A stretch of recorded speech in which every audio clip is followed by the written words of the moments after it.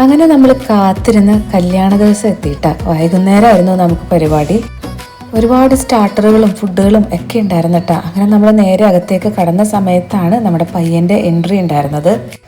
അതിനുശേഷം നിക്കാഹിൻ്റെ ചടങ്ങുകളെല്ലാം സ്റ്റാർട്ട് ചെയ്തിട്ട.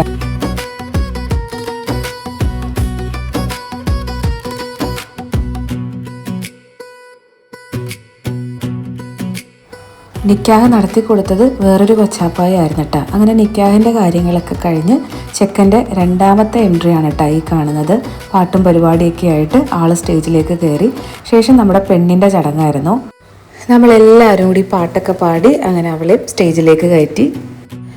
പിന്നെ പെണ്ണിൻ്റെയും ചെക്കൻ്റെയും കുറേ ഫോട്ടോ സെഷൻസും ഒക്കെ ആയിരുന്നു കേട്ടോ. ഡാൻസും പരിപാടികളും വേറെ ഉണ്ടായിരുന്നു. ഒരുപാട് നേരം നമ്മളതൊക്കെ എൻജോയ് ചെയ്തു. പിന്നെ ഫാമിലിയിലുള്ള എല്ലാവരും സ്റ്റേജിൽ കയറി ഫോട്ടോസ് എടുക്കലും കാര്യങ്ങളും ഒക്കെ ആയിരുന്നു.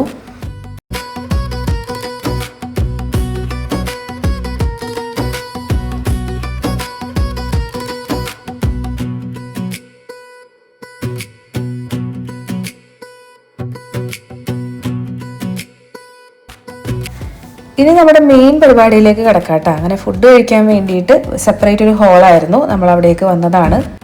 ഒരുപാട് സാലഡുകളും ബിരിയാണിയും ഒക്കെ ഉണ്ടായിരുന്നു കേട്ടോ. അങ്ങനെ ഫുഡൊക്കെ കഴിച്ച് നമ്മളൊരു 9 മണിയോടുകൂടി എല്ലാവരും പിരിഞ്ഞിട്ടുണ്ടായിരുന്നു. അപ്പോൾ എൻ്റെ കുഞ്ഞനുജത്തിക്കും അനിയനും വിവാഹ മംഗളാശംസകൾ നേരുന്നു. Happy married life.